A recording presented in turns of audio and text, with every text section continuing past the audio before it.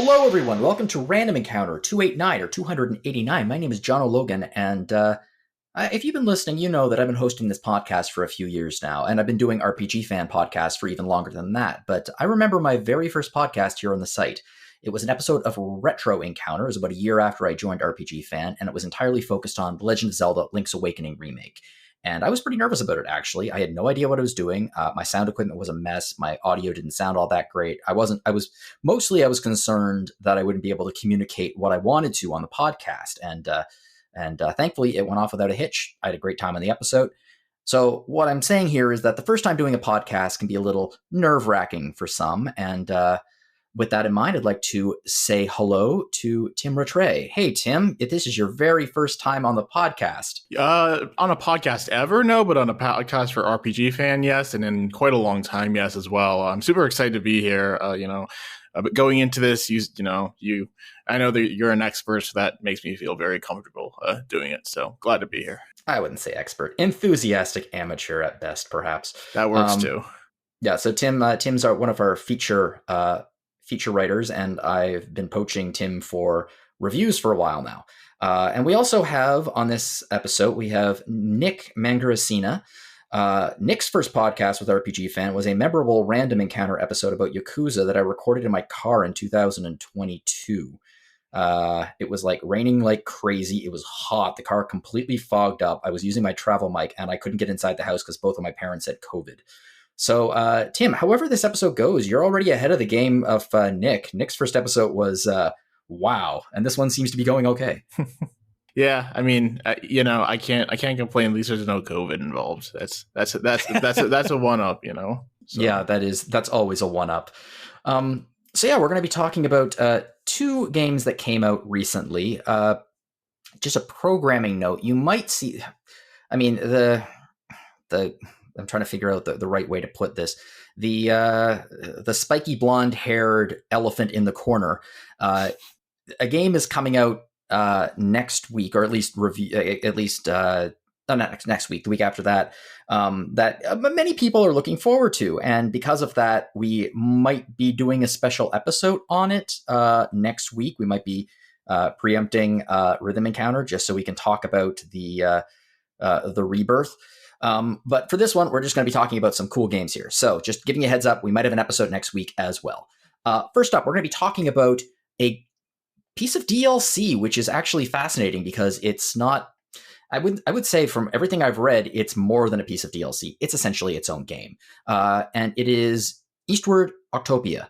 So Eastward was a very highly anticipated action RPG that released back in 2021. It featured some incredible pixel art. It had partner-based mechanics for puzzle solving and exploration, a little bit like Mario and Luigi RPGs. And the story was about a post-apocalyptic underground world. For some people, it didn't quite live up to the sky-high expectations. That being said, many, many people really enjoyed it. Izzy reviewed it for the site, and Izzy gave it an 83. I believe, Nick, that you enjoyed it a little bit more than that. Yeah, and I would even say that going into the DLC and with your expectations set that it is a DLC, I think that's what exceeded it. The full game itself, I would probably agree with Izzy about an 83. About an 83, and that's the thing. Yeah. An 83 isn't bad. No. And in fact, I think that if you have high expectations of the original game, that would make sense that you might be a little disappointed. I had done a small little preview event for it for another site, and was greatly anticipating the release. And I played it on my Switch, and I loved it. But I didn't have very high. I saw the pixel art, and I thought the pixel art was the winner there. The what shined the most. The big draw. Yeah, and it's gorgeous. I mean, that game, the original Eastward, is just gorgeous. Oh yeah, it absolutely is. I would say that it's, like I said, it's the draw. It's the thing that really drew your eye to it. Literally, for most people, the pixel art drew your eye. And it's fascinating to me that it got some good buzz. I mean, in some cases, it was a solid mid 80s game. And now it's 2024, and we're getting a massive piece of DLC called Octopia, and it's taking a slightly different, I guess, strategy here, rather than be like a new quest for the main game or even post-game content. It's being set in an alternate reality that doesn't quite follow the same plot as the main game, though it does feature many of the same characters, including the two main characters. But the big thing here is that it actually changed the genre from an action RPG to a farm sim, which is an intriguing choice. Apparently, the original there wasn't a lot of hope in that game, from what I have read. It was a post-apocalyptic society, and it seems like they flipped the script on that with this DLC, and it's actually quite a bit. It's a bit of a hopeful game. Yeah, I would say so. It the narrative isn't very strong in the Octopia DLC. The farming and cooking pretty much takes center stage. However, what narrative is there is built around hope. Yeah. Okay. So let's start off, because it's DLC. We'll jump off from the original. What remains the same as the original? So mostly the characters, and their personalities. What struck me as interesting was, I started seeing all these characters that I remembered, and some of them are actually different. Solomon, who was what you could consider the primary antagonist of the first game, is just kind of like a chubby realtor in this game, in the DLC, and he's very friendly and kind of goofy. I really liked that change. Yes, realtors, the true antagonist of society. I can say that because my mother's a realtor. I'm allowed to say that, and I would agree. He does well. He gets laid off very early on, so he's not a realtor for the whole game. But yes, but you see the characters come in, and the central attribute of their character remains the same. William is still William in the original game was kind of like a shady merchant, and he's just setting up a shop in your town, not being shady in this one.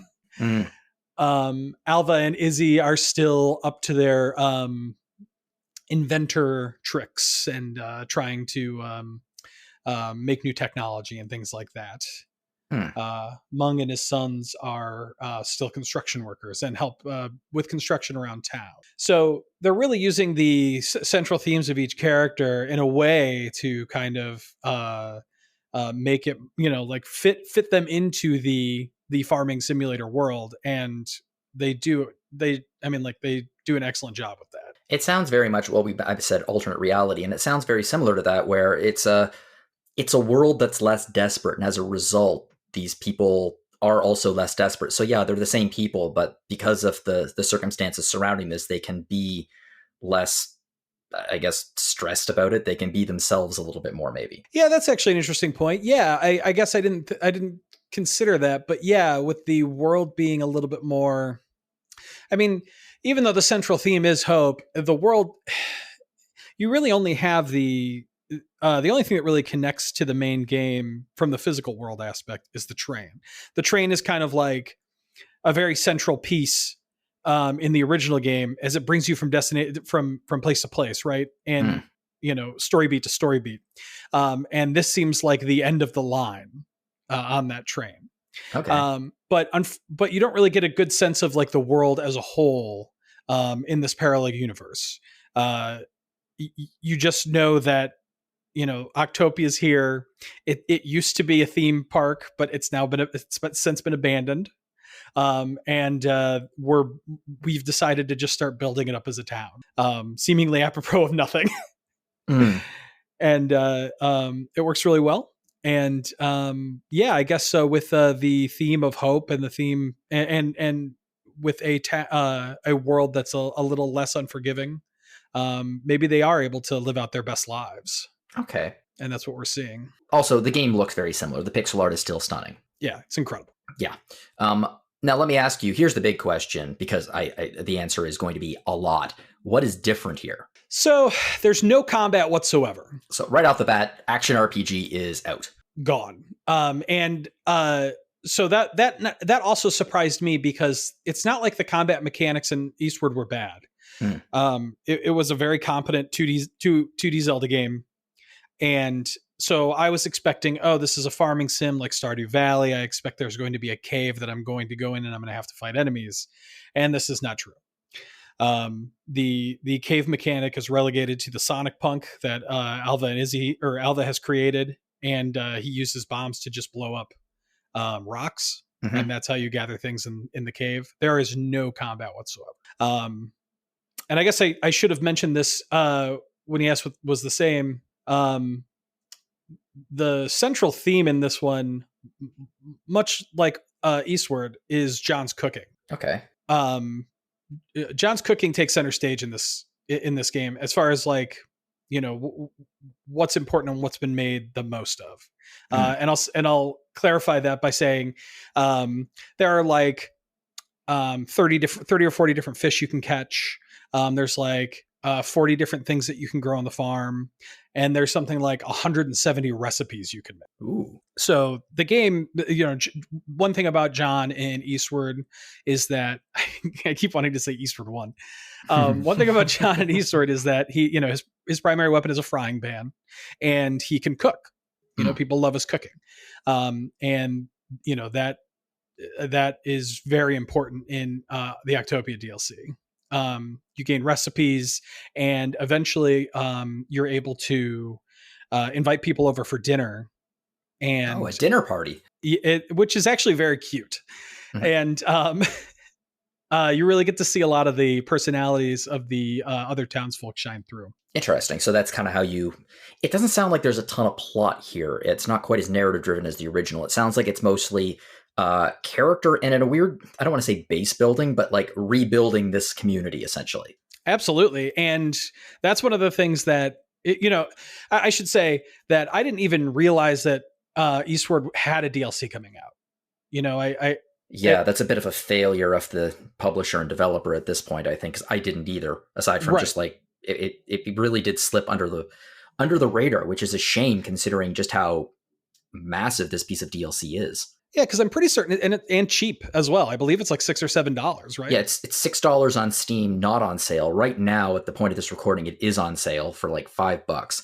That's insane. Yeah, as I understand it, it's like 20 hours worth of content. Yeah, I put about I 100%ed it, and I put about 24 hours in. Yeah, that's a great value for your money. Yes, absolutely. Yeah, actually, I'm actually curious because it is so different. Is this something they're selling separately from the main game, or do you have to have like actually bought this RPG to play this farming sim? Because they do seem like they're playing to very different audiences. It's a DLC. You have to have the original in order to play it. Okay. Which again, I think is an interesting choice because it seems like this game is such a departure from the original that it very easily could have been made into a standalone game, and it probably would have gotten a little bit more fanfare than a piece of DLC for a game that got released in 2021. They also could have, you know, if they spin it off into its own game, you could charge more for it too. I'm not saying go nuts, but I mean like even $4 more to put it at the $10 price point. You know, this is a very good $10 game. Yeah, it sounds like it. So it's a steal at $6, truly. Yeah. Well, aside from the cooking, there's also, I mean, like I said, it's a farm sim essentially. So how do the farming mechanics compare to, say, a dedicated farm sim like Stardew Valley? I mean, they're essentially the same. Okay. You plant, you till the soil, you plant the seeds, you water them, and then as long as you're consistently watering them, they grow into plants. It's Harvest Moon. Yeah. Yes. And, you know, I feel like, and maybe it's just because I haven't played a farming sim in a little bit, but it felt like things were kind of accelerated. Like they wanted the DLC to kind of be a quicker pace. You know, like that we know this is a DLC, so we don't want this to drag on. So the narrative beats do actually come, I don't want to say quickly, but like the pacing is very good. I've heard that the pacing is actually better than the original game. The original game, from what I have read, it starts out pretty slow. The pacing in the first few chapters is a little weird, so it sounds like they may have learned their lesson from that. Yeah. You know, the narrative is also a little bit heavier in the first game too. So if you're not really resonating with the heavier narrative, or maybe it's not heavy, maybe it's just that it's a little dismal and bleak, and that can kind of wear, you know. So I feel like the narrative in Octopia is a little more, upbeat, and so it's a little bit easier to it's a little more palatable. Mm-hmm. But it's also just it's very light, and and like you said, it is more character driven and more about the town. The heavy narrative stuff is very short and just at the end. Mm-hmm. But otherwise it's very focused on the farming, the fishing, the gathering, and the dinner parties. What's the overall goal here? I guess is it very much like a farm sim in the sense that it has an open goal where it's, just build up the farm, build up the community, or are you heading towards something specific? So it is kind of open, build up the farm, build up the community, and the limited options for building kind of, really emphasize that point. Mm-hmm. There's only a couple of buildings you can build in the main town. Otherwise, everything else is just upgrades to the farm or unlocking other areas to, do the fishing and the gathering in. And I believe you have to unlock everything in order to get the main narrative finished. Okay. What are the town building mechanics like? So there are only a few buildings that you can build up, but how does that work in the game in terms of like people coming over and building up the population of the community? So there are only sadly, there are only a couple of people that actually move into town. But people from the original game, do come and visit, and they all have like their own little side quests that you help them out on. And that drives the narrative forward. And as well as forcing you to kind of unlock recipes and things like that for John. Mm-hmm. When it comes to building buildings, though, there's like a quest board, and you're like, hey, I want to build this now. And they dump a little box out in front of the area where the building is going to be built. And it requires usually just wood and stone and salt, which is the currency in the Eastward universe. And once you fill those up, it begins construction. And then that usually takes, however many days it says on the board. Now, if you invite the construction crew over for a dinner party, I believe it halves the time the construction takes. Provided there's a little mini game with the dinner party thing, because each piece of food has like a stamina restoration number towards it. Mm-hmm. And what'll happen is, based on how many people you invite over for the dinner party, you have to hit a certain stamina number. And so you're essentially planning the dinner, right? With the recipe, with the food that you have on you. Mm-hmm. And so as long as you hit that stamina number, then you get a bonus. And so with the construction guys, that bonus is a reduction in the time for construction. So it pays to have them well fed. Yes, absolutely. Everybody loves food. Everybody loves being well fed. Yeah.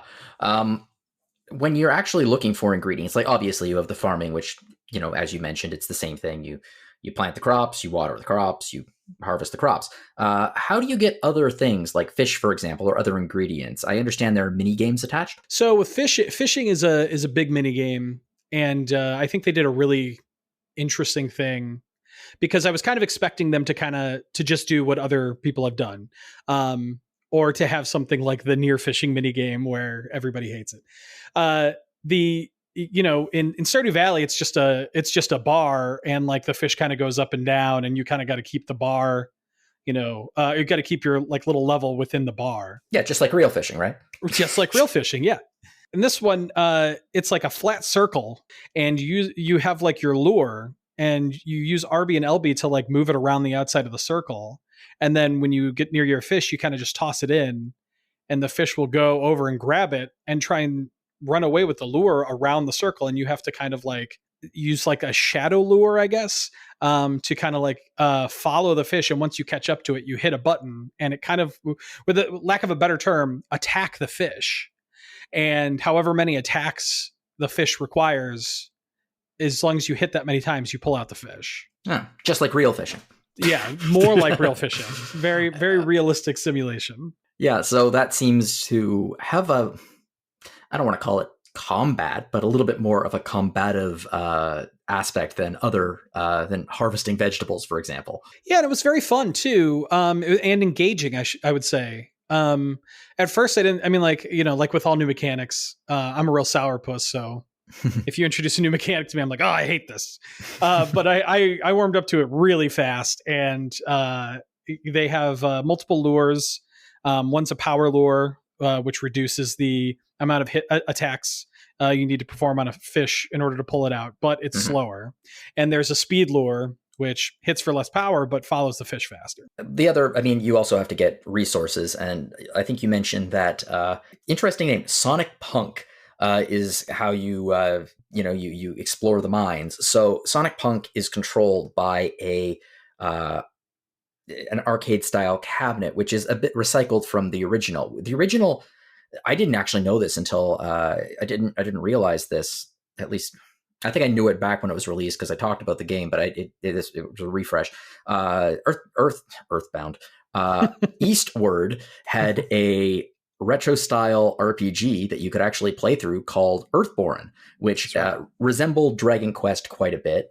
And it's been replaced with, I guess, Sonic Punk now, which I will have to say, Sonic Punk sounds so much like a very early 90s platformer released by, like, for the Sega Genesis, but not released by Sega, just released by, like, one of those fly-by-night companies that's trying to, like, capitalize on the popularity of Sonic. So they're like, we're going to call it Sonic Punk. Nice. And it just looked... I was imagining Comic Zone. That's it. Oh my God, that's exactly... Sonic Punk could be another name for... Yes. Yeah. Okay. The Shawn Michaels character in Comic Zone, yeah. Yeah. So how does Sonic Punk work? Well, first I should mention that Sonic Punk was actually in the original Eastward game. He was he's like a maintenance robot or like a helper robot for Alva. And so so it was really cool to see him pop back up. This game has a lot of fanfare if you played the original.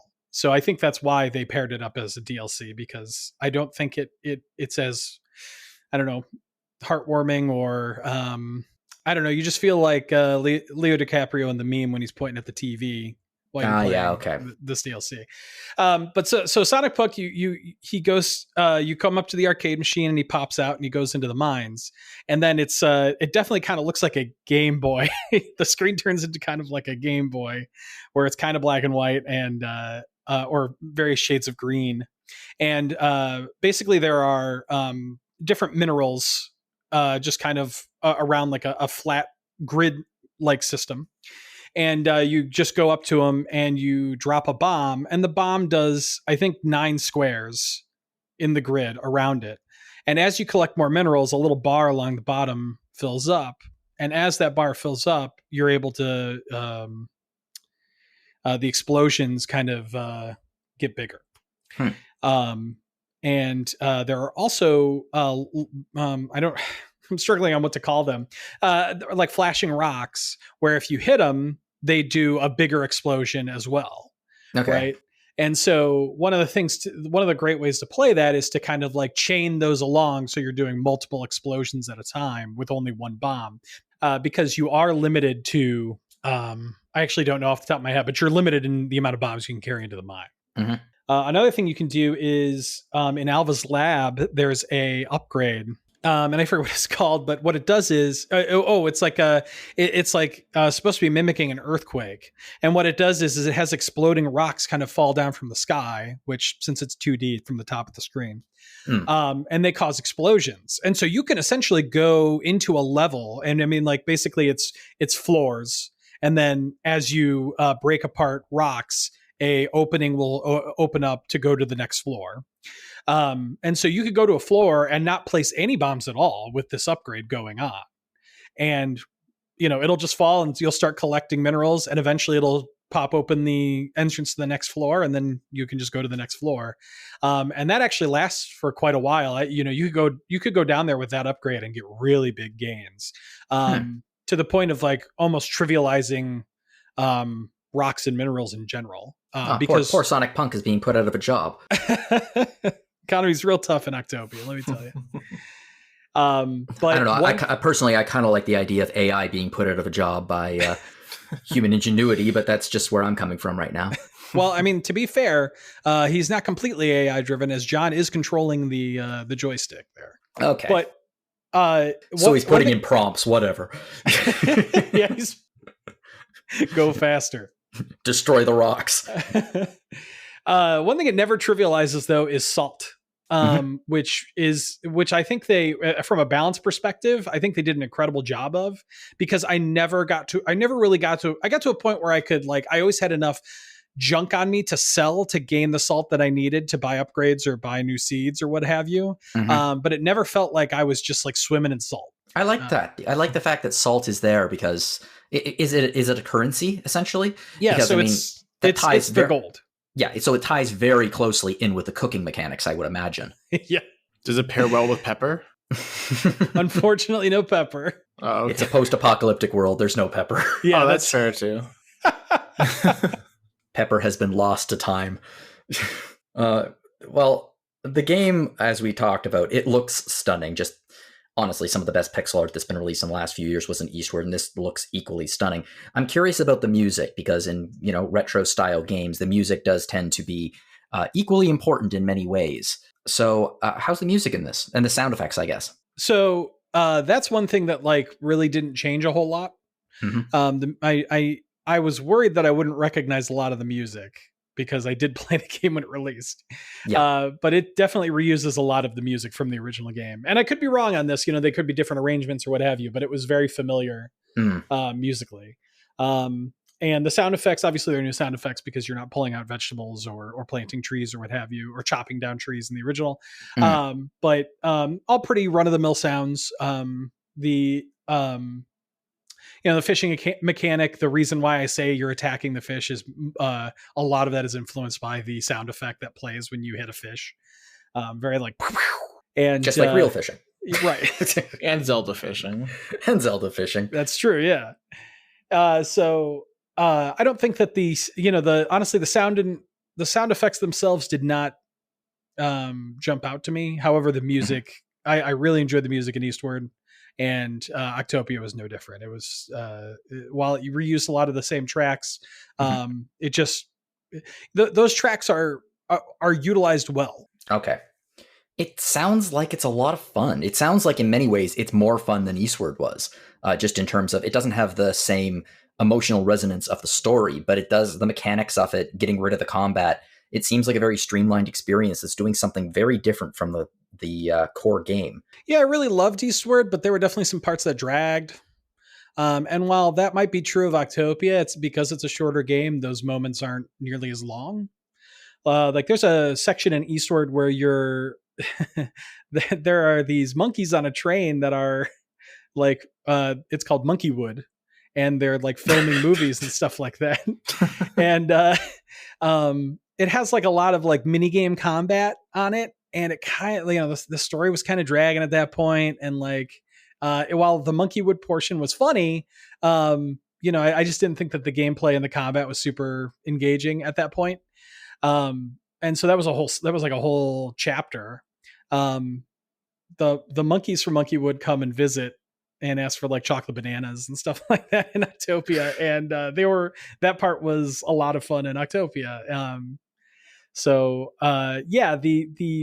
The parts that drag in Octopia, you can't even say that, because they last all of like 10 minutes, It's a much more streamlined package. Yeah. It's interesting hearing about this game so much, because again, it is so different. Like, I'm curious if you know why the developers decided to go in this direction, especially given the amount of time that's passed between, the original game coming out and now this DLC. And do you see this kind of being like their direction forward? Have they said anything to that effect? I haven't seen any, I did a lot of research during the review, because I too was curious about that. Like that strikes me, right? Like we made this killer 2D narrative Zelda game, action RPG.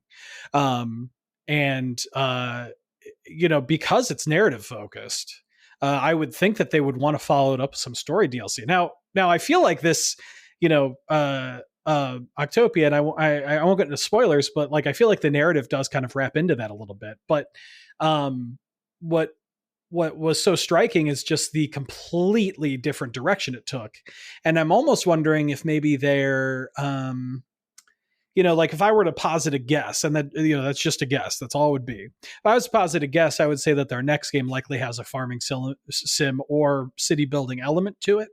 And this was a really good way to kind of like flex that muscle and kind of like, because what better way to figure out kind of like the nuts and bolts about what you want to make next than by just making it, right?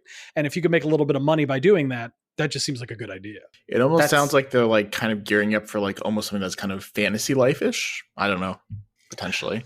What a great game. Yeah. It's interesting.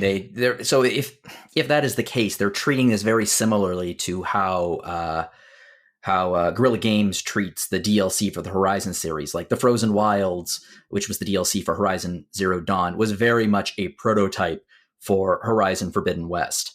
And presumably the DLC for Forbidden West is also very much a prototype for the next game.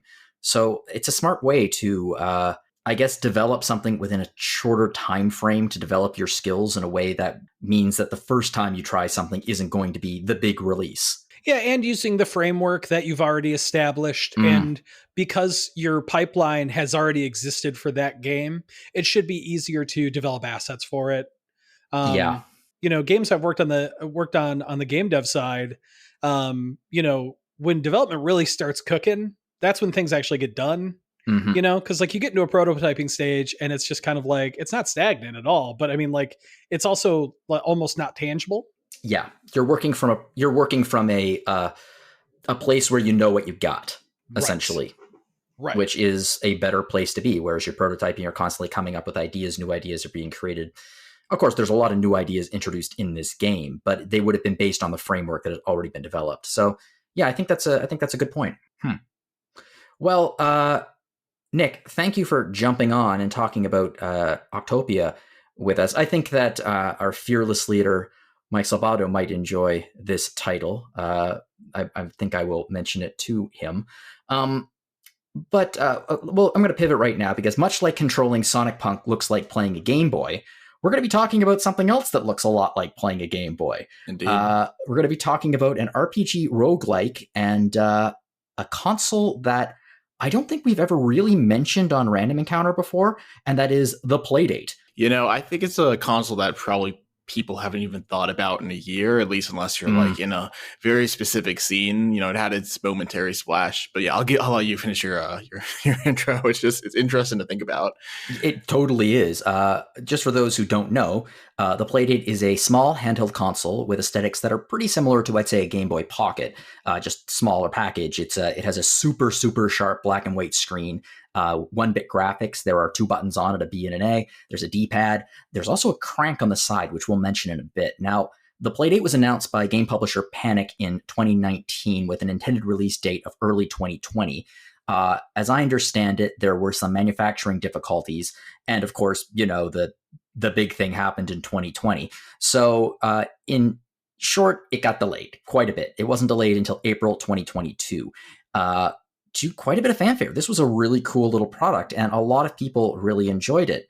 It also had a very interesting release schedule for the games at the start. Rather than buying the games one at a time, Panic released an entire season of 24 games in 2024, and then every 2 weeks, 2 new games would automatically be downloaded to the console for free, as the price of the season was built into the price of the console. Nowadays, it seems like they're going for a more traditional method of release, with games available on their online storefront to download. However, the console is also open source, and a lot of the development tools are also open source. That allows for sideloading and downloading of games that are not officially supported. So this has become a bit of an indie darling game, just for the very, very low entry fee to develop for it. It's a console that I've genuinely been interested in for a long time because it's just so goddamn cute. And Same. It's retro throwback in the best way possible, I think. However, I never bought one, and neither did anybody else on staff. However, Tim, you have a Playdate. I do. In fact, I bought it maybe a month ago, so I'm still in that. They're still doing the cycle where like each week you get 2 different games from their first season. Mm-hmm. But also on top of that, because I get this new thing and I'm like, I want to try out all what it has to offer. I'm going in, I'm like side loading things. I'm going into their catalog and bought a few things. And came across this game we're going to talk about in a second called Under the Castle, which is an RPG Rogue game released last December. I just kind of realized like how much charm there is to this device, because when you like think about it, you're like, okay, like it's a throwback to the extent that like you have to have a light over you because it's not a backlit screen. This is like going back to that era, but it really like it for me, somebody who grew up at a time. I mean, I like was of an age when like my dad had an actual Game Boy, and I remember that like yeah, it just brings me back to that childhood in just the charm and just the earnestness around everything, I guess is kind of a word I would use. No, I totally buy it. I mean, I had a Game Boy. I had a Game Boy, and then I upgraded it a few years later to a Game Boy Color. Exactly, yeah. But the color had did the color have a backlit screen, or did that not happen until later? I think it did. I think it did. I can't even remember. I don't think it did. I really don't think it did. There was a backlit Game Boy called the Game Boy Light, which was a revision of the Game Boy Pocket. Oh, interesting. Okay. I think I knew about that one, actually. Interesting. Anyway, yeah. I had a peripheral for my Game Boy that was like this giant thing. Oh, the magnifying glass. Yeah, it was a magnifying glass and also had a light underneath it to light on the screen. That thing was ridiculous. You know what's funny is I think it was on Reddit maybe a week ago, I saw somebody post exactly that thing for the Playdate. So that idea is coming back for this specific device. I mean, like it's almost like we've gone back whatever it is 25 years and are just like repeating history for this like niche community of people who enjoy this device, of which I'm becoming one. Yeah.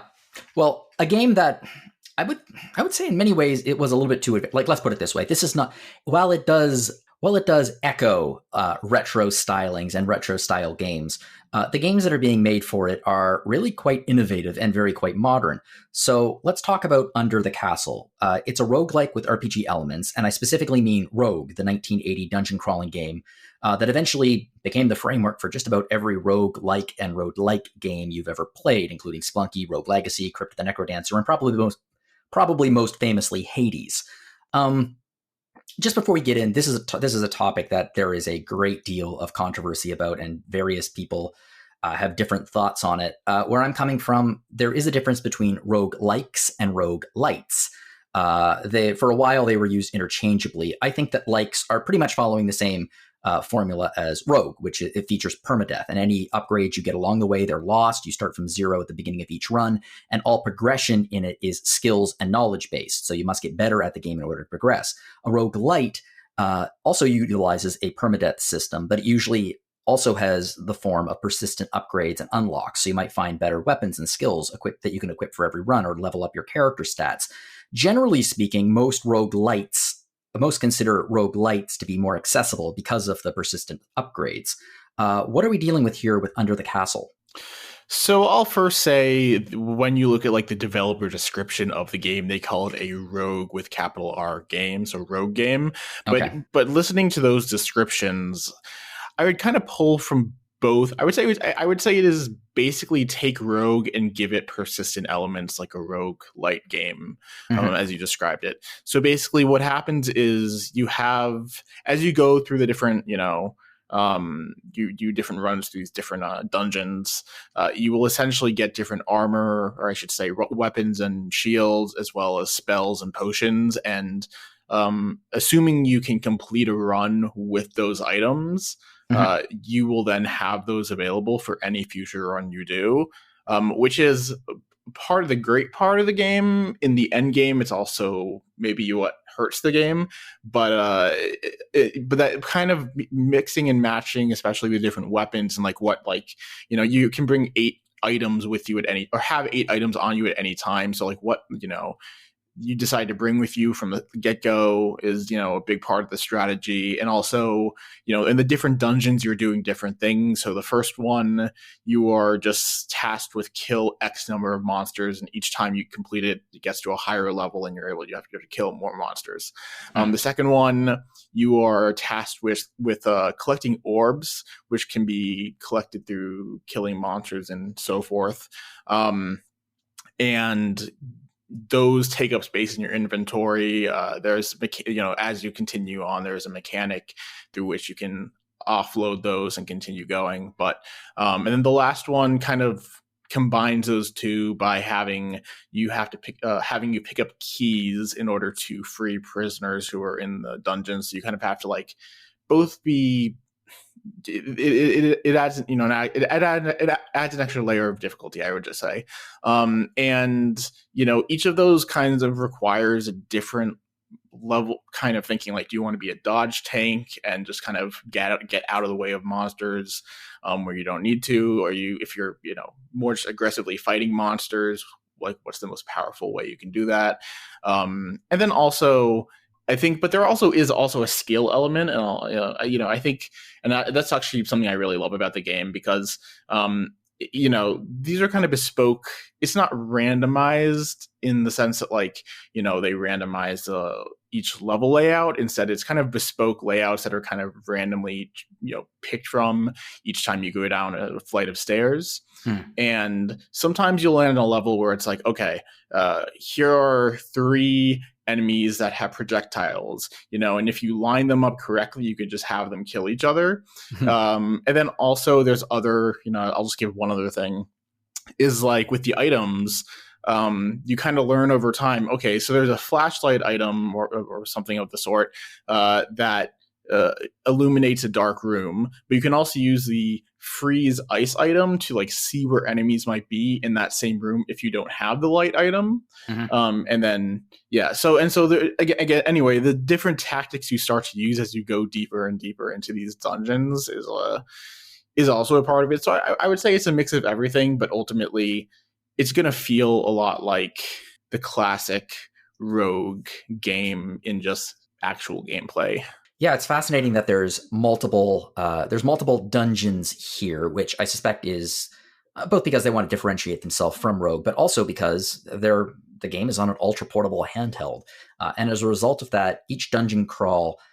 It doesn't sound like each dungeon crawl would be considered epic. It seems like they're pretty bite-sized, easy to complete, but they're still challenging. Yeah, I would definitely say so. I think especially early on, the goals are, very slight. So you may be killing 5 enemies or getting 2 orbs. So you're going to be done very quickly.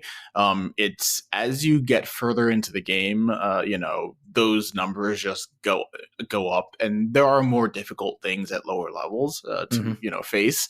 So I would say it gets a little more, I guess you could say, epic, but at the same time, you're also will have discovered all the weapons probably at that point. So that element's gone. So where it gets a little less epic in one way, it gets a little more epic in another. It's interesting because we were talking about roguelikes and roguelites a little earlier, and persistent upgrades. I don't necessarily consider the ability to unlock new weapons, for example, to make it a rogue light. Because just because it's a new weapon doesn't necessarily mean that it is making the game easier or making it easier to get deeper into the dungeon. In fact, new weapons provide a great deal of replay value because they provide you with a different method of progression. But that doesn't necessarily mean the same thing as easier. So yeah, and actually that's one of the great things about the design of the game, is that you have things that are like, okay, this is an AoE weapon. Oh, this weapon, will help you dodge, or this shield will help you dodge, or you can use these things together and it'll give you even more of that. The problem comes into play. So I'll just kind of cap off what I was saying before a little bit with the structure of the game, is that once you've completed all of these dungeons 7 times, you are then led to what is the best part of the game, which is the final boss, where they utilize I won't go into all the details, but they essentially use all the different mechanics of the game you have in order to best this boss. And once you finish that, you're given a sword and a shield that are extremely overpowered, and just to be absolutely nullify using anything else other than just for the fun of it, because your best run will always be with these more powerful items.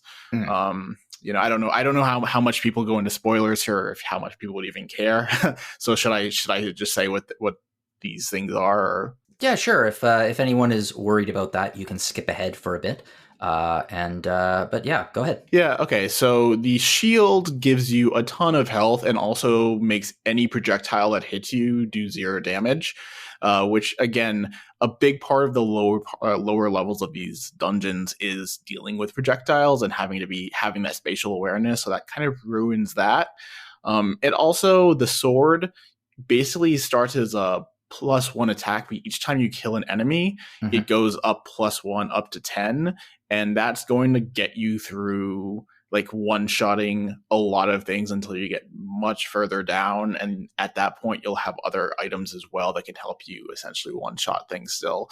So I mean, they're cool items, especially like the idea with the sword, and it's fun for a while, but eventually it's like, okay, I wish, especially because to do those 7 dungeons, especially because those will be the 7 shortest runs of those dungeons you do, it just feels like it undercuts the post game, which should have been a more important thing. And there's one other thing, bigger thing I would say that undercuts that, which is that there's unfortunately some performance issues once you get to the grindiest, latest levels of this dungeon, where there are some visual bugs.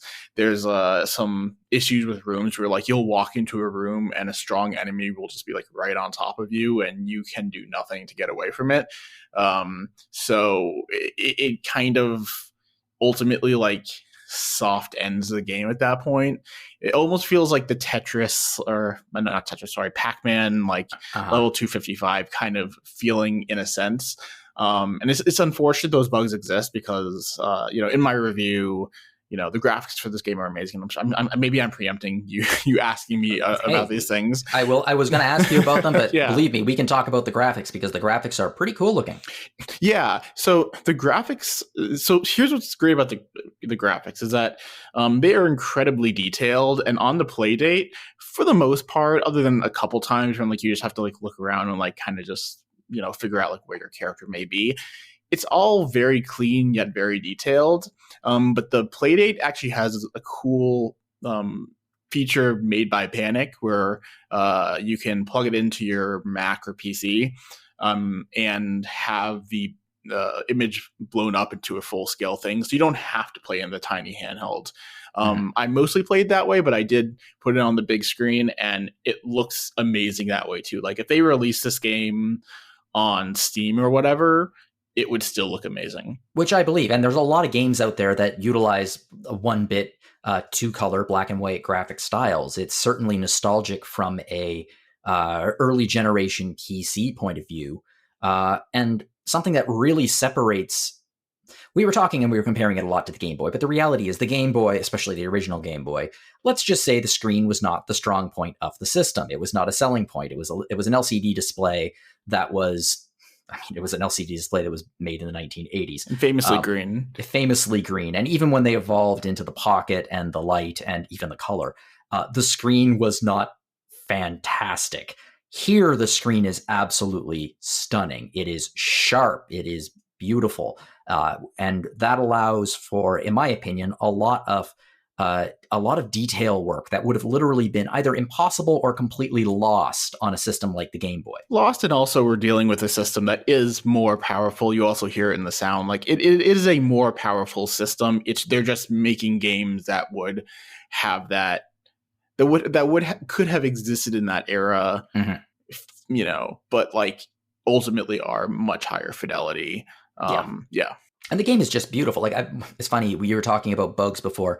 To get a feel for what the game was, I was watching some footage on YouTube, and one of the people playing it was continuously experiencing crashes, which is a shame.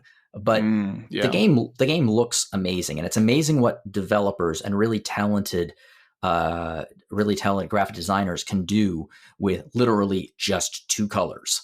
And patterns using those 2 colors to create the appearance of gray. It's really impressive. Yeah, exactly. And in my review, it's kind of a weird thing, right? Because my graphics score, because we put performance into that category, is in the 80s. But like, if it was amazingly performant, not only would that probably have raised my score a little bit, but also like the overall score, but the graphics score would have been, in the high 90s. Like I think it really does look that good. So it's just a shame in that way, but it is still, I'd say, an achievement for this device. And just to like, you know, I will say like there are a lot of great looking games and a lot of great art on this device, so I don't want to spin it as like this like the one great looking game, but it to me it stands out as like particularly detailed. I think it's a beautiful example of doing more with less. Yeah. And speaking of doing more with less, I mean, you had to knock the graphics score because of the performance. One place where you didn't have to knock anything was the sound. How's the sound in this game? So the sound is amazing. All the sound effects are super crunchy. There's a little like noise every time you like hop along with your character. So all the sound effects are great, but the music, there's a different theme for each of the different dungeons, and there's kind of this somber theme that plays in the overworld, but when you get to the boss, there's like 2 different boss themes for the different phases of that fight, and they just bump pretty hard. That's the best way I can put it. It's not like, I guess it is chiptune, but it's not chiptune in like the Game Boy sense. It's like chiptune in the modern sense, you know, like MIDI music you can tell the difference. If you listen to a MIDI track from 1989 and a MIDI track today, it's a little different. Yeah, exactly. You know, I don't feel like it's doing anything that is, you know, other games haven't done. I just think it really, you know, adds a lot to have that they went to the effort to like, you know, create those different soundtracks and especially go over the top, you know, for the boss, make that really feel special. And make that a genuinely like memorable moment for me. What it does really well, it sounds. Yeah, basically. I need to ask you, I mean, I want to pivot to our discussion question in a few minutes, but I before we leave this, I really need to ask you, because this is kind of the identifying feature of the Playdate. You look at it and you're like, oh, it's like, that's a little Game Boy. But then you're like, there's a crank on the side of it. Why is there a crank on the side of it? It's undeniably the eye-catching part of the Playdate. How is it used here? And actually, after you answer that, if you have an opportunity to, how is it used in some other games? Yeah, so honestly, mostly what I'm going to probably talk about is other games, because here it's not used very to any important effect. I mean, and it doesn't have to be, I don't think, for a Playdate game to be good. But here, basically, there's a mechanic where you can kind of like disappear into your hat and like float along, and that uses up mana points in order to kind of cross gaps or move past enemies. And to do that, you flip the crank up, and then to go back, you flip it back the other direction. You know, that can get a little wonky sometimes. Again, there's a little bit of weird bugginess with that sometimes, but it's not in any way that hurts the game, I would say. But with other games, including other RPG type games, it's used fantastically. I think one of the games that comes with the season pass, I think in fact it's one of the 2 games you get off the bat, is called what's the name of that game? Casual Birder.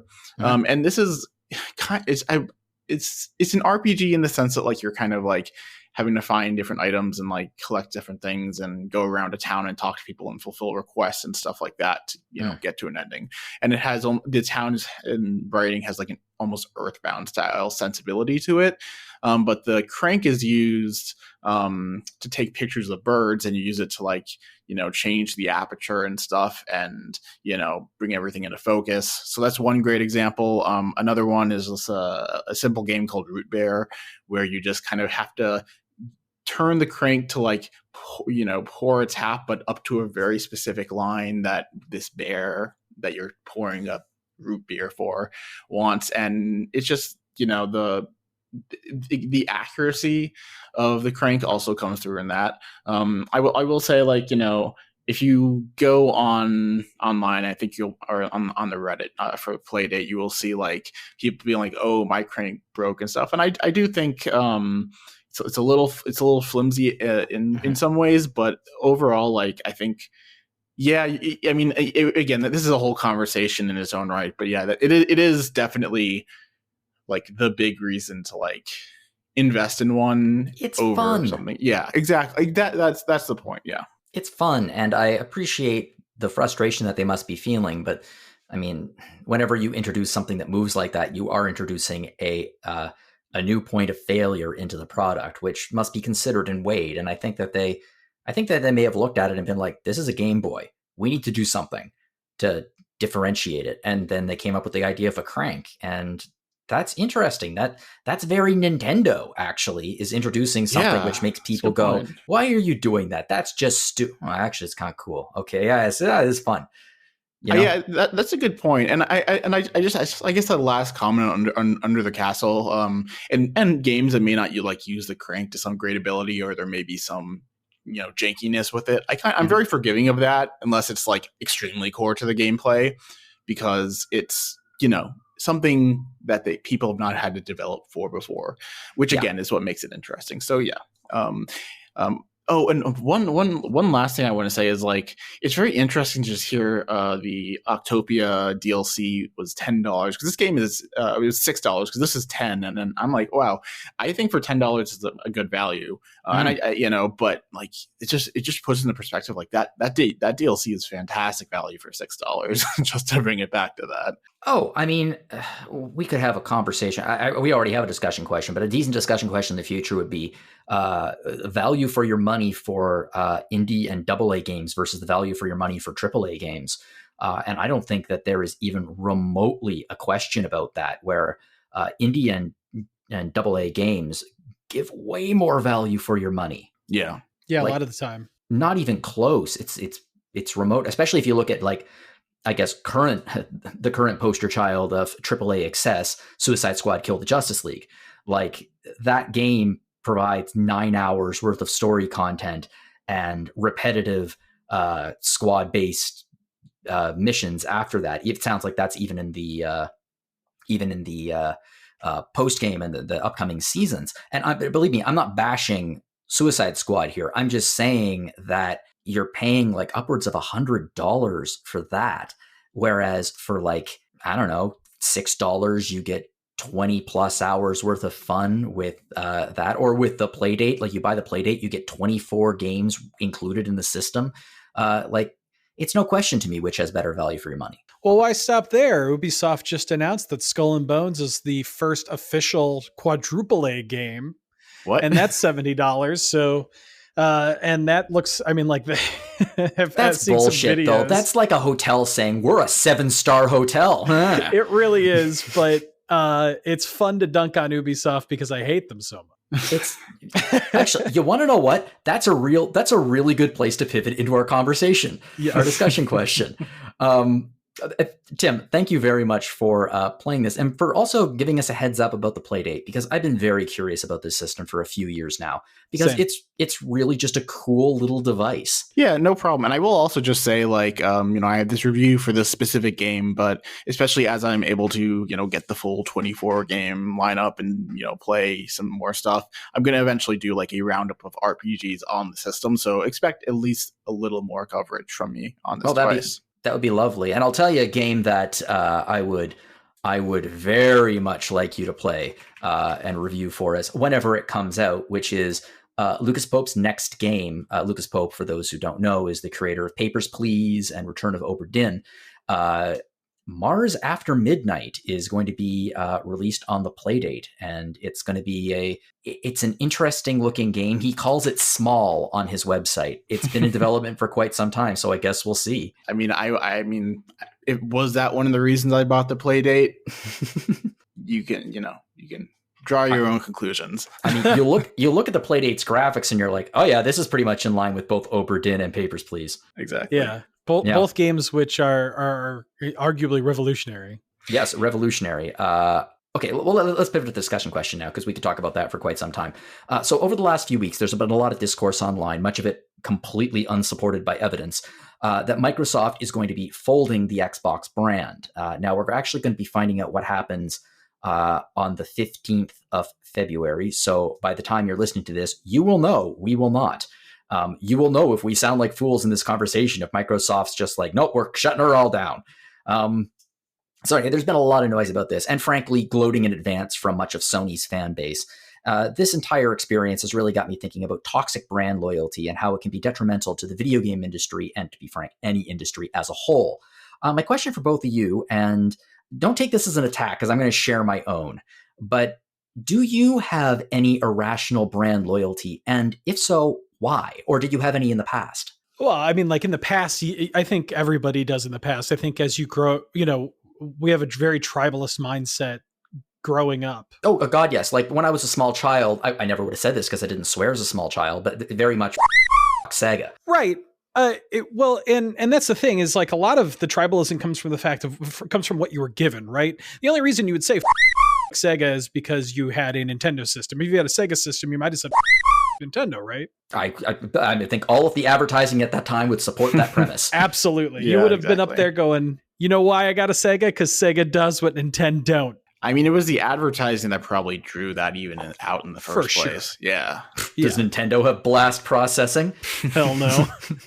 No, neither does Sega, but that's beside the point. And I think that's kind of like the root of a lot of the tribalist mindset when it comes to gaming, because even though we mature as adults, we don't really grow out, a lot of people don't really grow out of that because, I mean, like, I don't know, I could get into the psychology behind it, but really what it just boils down to is we have like this tribalist mindset early on. It's beaten into us by marketing in our capitalist society, and it just carries on from there. And it's not like consoles are cheap. You know what I mean? No, like you're not. spending $500 on an Xbox, $600 on a PlayStation, and $300 on a Switch. Oftentimes you pretty much have to, especially the casual gamer or somebody who might buy it, get invested, but like doesn't really have the money to go all in. Definitely wants to make it seem like their investment is worth it. Absolutely. I bought an Xbox. I think the Xbox is the best. I'm going to beat that drum online. What's fascinating to me is, and I am not a sports fan by any means, so please, if anyone is, correct me. But it doesn't feel like team sports certainly has this mentality of like, my team rocks, your team suck. I mean, we just had the Super Bowl, for God's sake. And it does have people choose their teams, and the other team sucks, and my team's awesome. But there's something about it that doesn't feel quite as toxic. I don't know why. Maybe it's just because I'm immersed in the video game discourse, so I see it more, or I'm more in tune with it. But there's genuinely something just absolutely poisonous about one side or the other cheering successes or failures that will have a detrimental impact on the industry as a whole. Like, it's so short-sighted. Yeah. I mean, I think, okay, so I'm going to just like preempt Xbox a little and say that they are going to have some titles that will come to other platforms. What those will be, we don't know. But I feel like, some people, you will have a kind of a section of people who will be toxic about it. But I don't know. I really think, especially in this case, a very vocal minority. And I think that the more that this happens, I kind of say this then to think like, okay, Nintendo and PlayStation are not going to give their games to other people. But like, hypothetically, if like there's kind of a, some level of like sharing of what are now exclusives, I think people would very quickly just like come to accept that and change their tune. In fact, we've had Xbox games on Nintendo platforms for a while. So honestly, if it is just kind of like the Hi-Fi Rush type of thing coming to other platforms, it's actually nothing new. Like we've had Cuphead, Ori, etc. Yeah. It happens. That's true. And what's interesting to me, I mean, you could argue Nintendo is playing a completely different game than anyone else in terms of what that system does and what their business model is versus what Sony and Xbox are in direct competition with each other.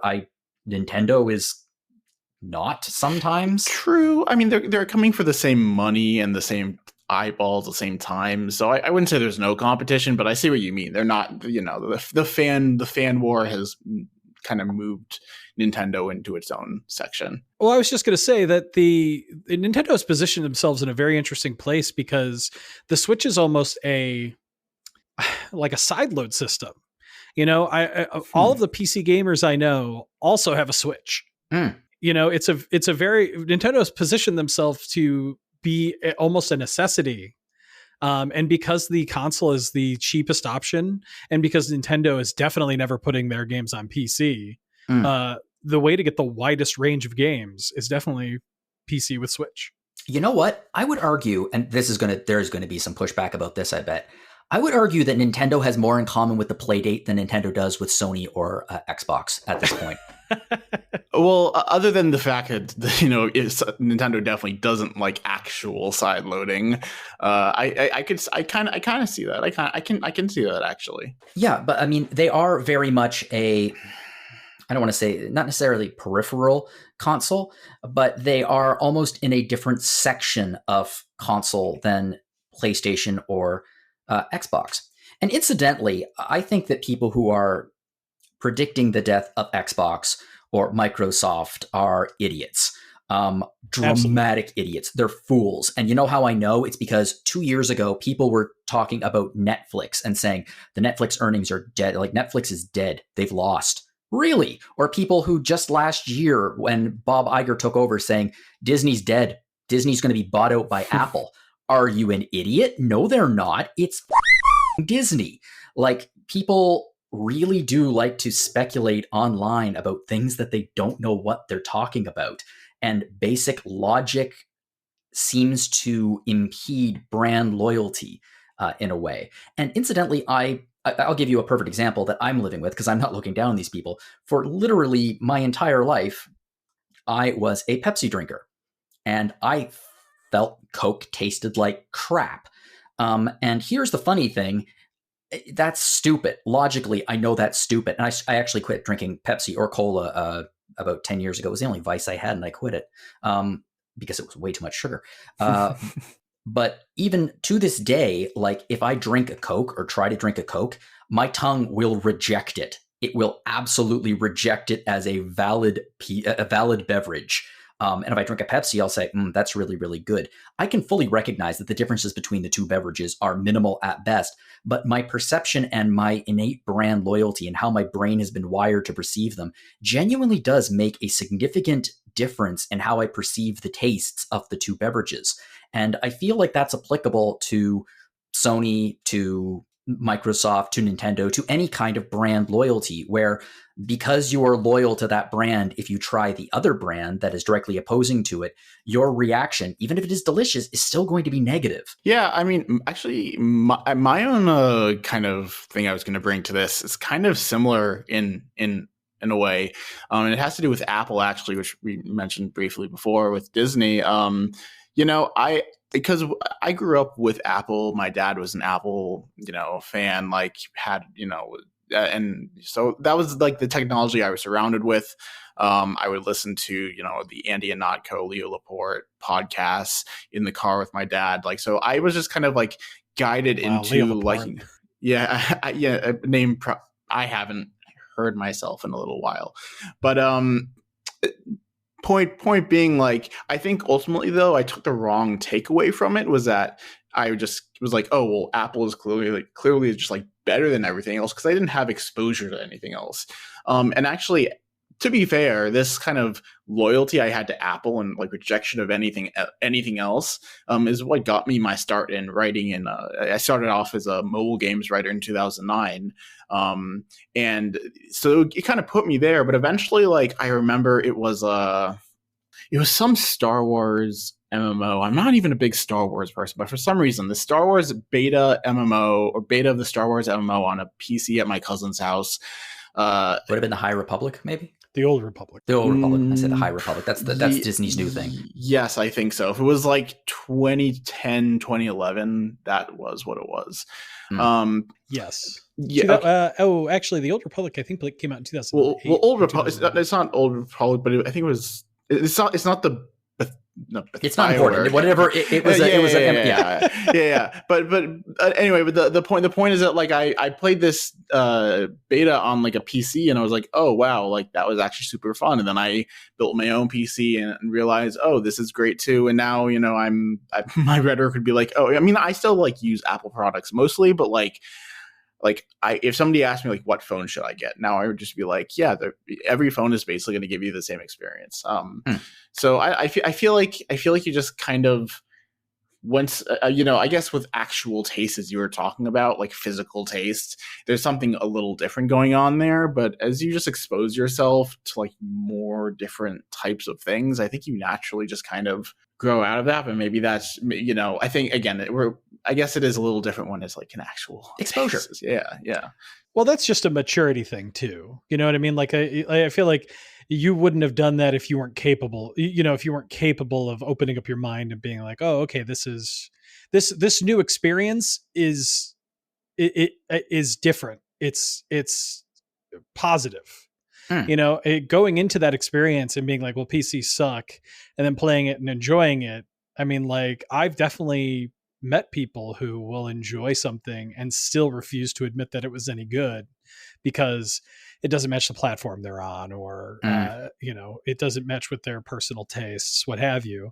Um, my father is the exact opposite, where he hates everything Apple, and there's just nothing. I was probably that way when I was like a teenager, but as an adult man, if somebody has an iPhone, I'm not offended by that. Why would I be offended by somebody else's cell phone choice? Yeah. My father comments on it every single time he sees an iPhone. I'm a massive Apple fan. I love Apple. I have an iPad. I have an Apple Watch. I have an iPhone. I have an Apple TV. I also have a PC. My primary computing device is my PC. And it works for me. And as much like I like being in the Apple ecosystem, I also like some of what Windows brings to the table. Although God knows if I am forced to upgrade to Windows 11, I might be taking a look at a Mac. So yeah, I think take the best out of what you have. And yeah, there are always other options. And for some people, using an iPhone interface is perfect. Amanda, my partner, hates using an iPhone. There's something about it. There's something about the interface for her that just doesn't seem to work. She had to use it for work. She knew how to use it, but it just never worked for her. She's solidly Android, not because she has brand loyalty to Android, because can you have brand loyalty to Android? It's an operating system. Yes, there are like 10,000 different phones. I mean, there are like multiple phones. Anyway, but like the way that Android works just happens to coincide with the way that her mind works and the way that her workflow works. And I don't think there's anything wrong with having a preference. And I don't think that's what we're talking about. I think people can have preferences. Absolutely. I can prefer Pepsi than Coke. The problem emerges when you develop a toxic resistance to that and you think Coke sucks. And it's like, no, clearly Coke doesn't suck. A lot of people like Coke. It's not your preference, but a lot of people like it. It doesn't mean that other people's preferences are wrong. One of the things that I've had to deal with online a lot, especially with online discourse, is people hating on a game that I really enjoy, Final Fantasy 13. And when it comes to most of these arguments, and people just really having a toxic hatred towards this game, to the point where, I mean, like, I would almost say that hating Final Fantasy 13 is a loyalty thing. Oh, there's absolutely an anti-brand loyalty sort of mentality out there too. Yeah. And that's definitely true for Final Fantasy 13, to where when I would talk about that game online, I've literally had somebody tell me, and if nobody believes me, there's another writer, RPG fan, Wes Iliff. I've shown him these screenshots. A person saying that the Final Fantasy 13 had more in common with an on-rail shooter than an RPG. Huh. Yeah. That's quite a take. That is a take.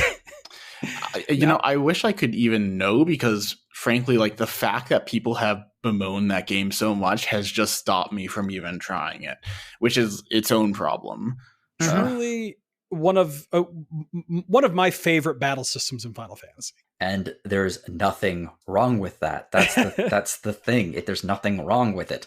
And it's, I agree. I mean, this conversation was a gateway into talking about internet discourse, because while all of these arguments existed prior to the internet and Reddit and Twitter, etc., like, we've always had toxic fan bases, always had toxic opinions, but it wasn't as, the other side wasn't as easily ready to attack, if that makes sense, publicly or viciously, as it were. Yeah, the internet discourse is that's a topic and a half right there.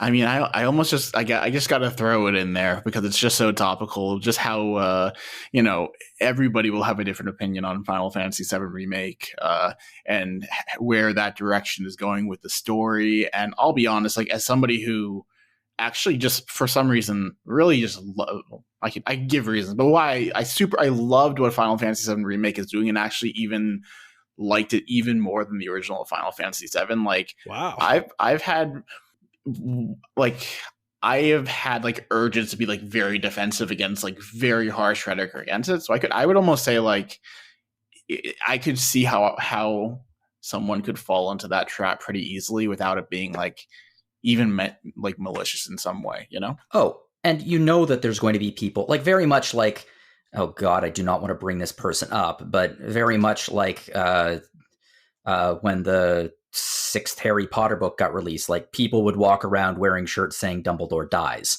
just because they enjoy spoiling it for people. You know that if a certain character does or does not die, the internet is going to be postered with people who are just thrilled to death to spoil it for everybody else. Well, YTMND, do you remember the YTMND where the guy drove by the line of people buying that Harry Potter book and they just yelled, Snape kills Dumbledore?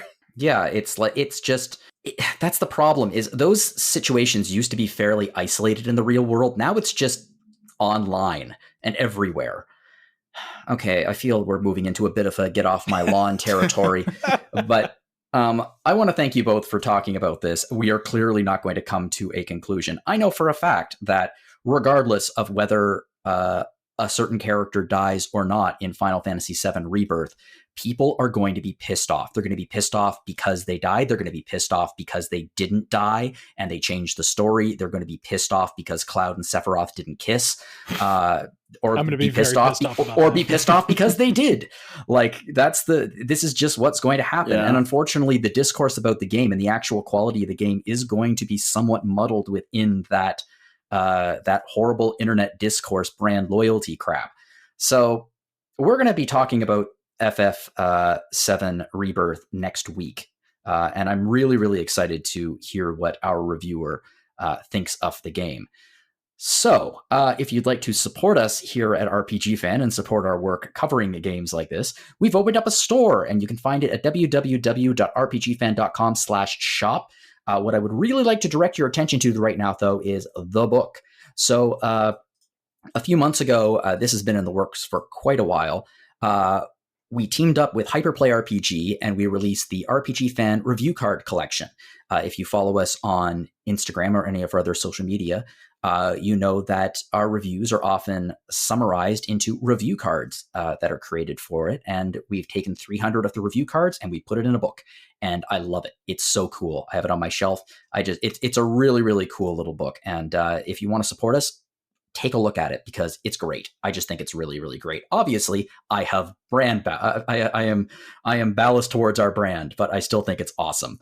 Another way that I'm biased towards our brand is by promoting our podcast. So if you want to also support us, you can check out past episodes of Random Encounter.